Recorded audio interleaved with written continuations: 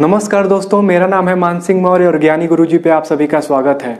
बहुत ही महत्वपूर्ण आज की क्लास होने वाली है दोस्तों। आज बात करेंगे संयुक्त राष्ट्र संघ के बारे में।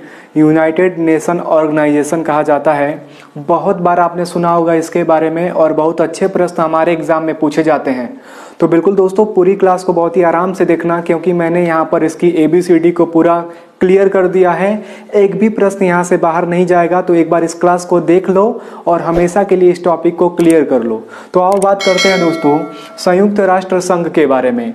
इसकी स्थापना हुई थी दोस्तों 24 अक्टूबर 1945 को। मोस्ट इंपॉर्टेंट है, जरूर याद रखना। इसकी स्थापना कब हुई है दोस्तों? 24 अक्टूबर 1945 को सैन फ्रांसिस्को शहर में इसकी स्थापना की गई थी।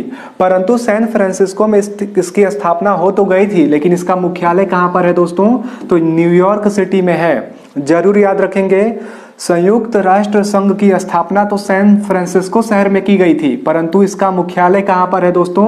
तो न्यूयॉर्क सिटी में है। अमेरिका के न्यूयॉर्क सिटी में इसका मुख्यालय है। इसके मूल संस्थापक देश कितने थे? तो 51 देशों ने मिलकर के इसकी स्थापना की थी, जिसमें भारत भी शामिल था। मोस्ट इंपॉर्टेंट है, जरूर याद रखेंगे।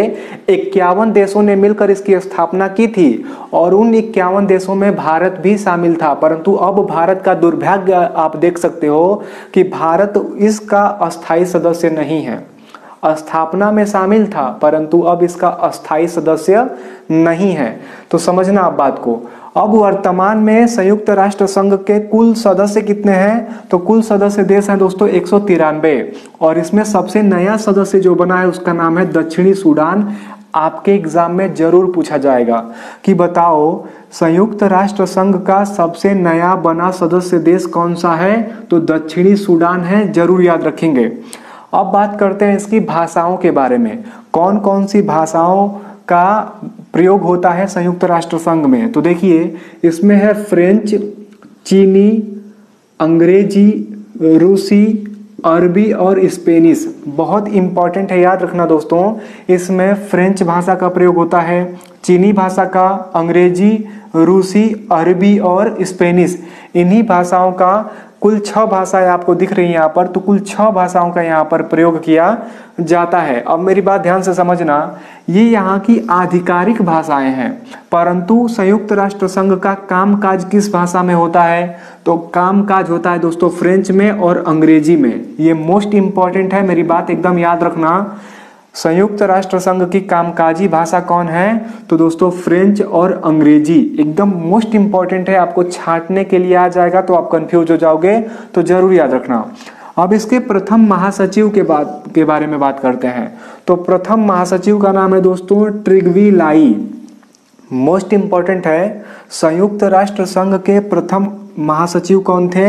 तो ट्रिग्वी लाई थे। जरूर याद रखिएगा। परंतु वर्तमान में महासचिव कौन है दोस्तों? तो एंटोनियो गुटेरस संयुक्त राष्ट्र संघ के वर्तमान महासचिव हैं। और आपसे ये पूछा गया था उत्तर प्रदेश पुलिस के एग्जाम में कि एंटोनियो गुटेरस किस देश के हैं? तो याद रखना दोस्तों, ये पुर्तगाल के हैं। मोस्ट इंपॉर्टेंट है, एंटोनियो गुटेरस किस देश से हैं? तो पुर्तगाल से हैं, और वर्तमान में यह संयुक्त राष्ट्र संघ के महासचिव के पद पर कार्यरत हैं। अब बात करते हैं दोस्तों इसके अस्थायी देश कौन कौन से हैं। तो अस्थायी देशों में नाम आता है रूस, फ्रांस, ब्रिटेन, चीन और अमेरिका। याद रखेंगे, संयुक्त राष्ट्र संघ के अस्थायी देश हैं रूस, फ्रांस, ब्रिटेन, चीन और अमेरिका। याद रखिएगा। और कुछ इसके अस्थायी सदस्य भी होते हैं, जिनको गैर अस्थायी सदस्य देश कहा जाता है। उनको केवल 2 वर्ष के लिए ही चुना जाता है, फिर 2 वर्ष के बाद वो लोग अपनी सीट वहां पर से छोड़ देते हैं। केवल 2 वर्षों के लिए है गैर अस्थायी सदस्यों को चुना जाता है। जरूर याद रखिएगा।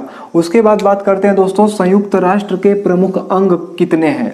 तो संयुक्त राष्ट्र के संघ के प्रमुख 6 अंग हैं। ये मोस्ट इंपॉर्टेंट है, याद रखना। संयुक्त राष्ट्र संघ के प्रमुख 6 अंग हैं। और कौन कौन सा है? तो पहला है दोस्तों संयुक्त राष्ट्र महासभा।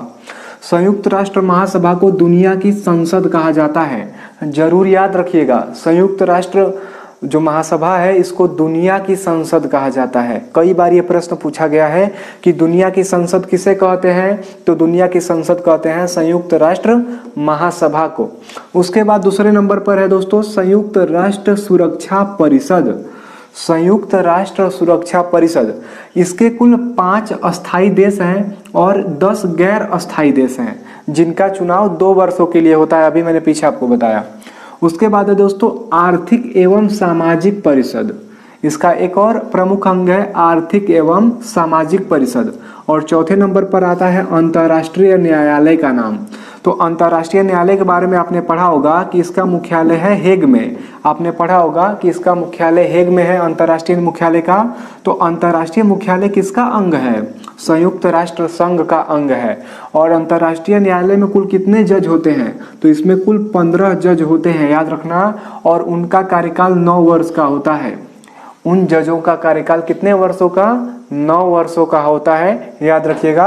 कितने जज होते हैं? कुल 15 जज होते हैं। मोस्ट इंपॉर्टेंट है, जरूर याद रखिएगा, आपके एग्जाम में कई बार पूछा जाएगा। उसके बाद है दोस्तों संयुक्त राष्ट्र सचिवालय। तो संयुक्त राष्ट्र सचिवालय को संयुक्त राष्ट्र संघ का मुख्यालय कहा जाता है। ये मोस्ट इंपॉर्टेंट है, एकदम इसको याद रखना।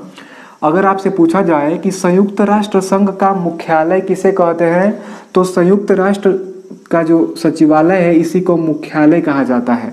और इसी सचिवालय के जो सचिव मैंने बोला, इसी सचिवालय के जो महासचिव होते हैं वर्तमान में, यही कौन है दोस्तों? एंटोनियो गुटेरस है, याद रखेंगे। और अंत में है दोस्तों न्याय परिषद। तो ये 6 अंग हैं संयुक्त राष्ट्र संघ के। 6 का नाम आपको याद रखना है, छांटने के लिए इसमें से आता है। कई बार एग्जाम में मैंने देखा है डायरेक्ट पूछेगा, बताओ निम्न में से कौन सा संयुक्त राष्ट्र संघ का अंग नहीं है? तो कोई अलग कुछ लिख देगा, याद रखना ये 6 अंग हैं।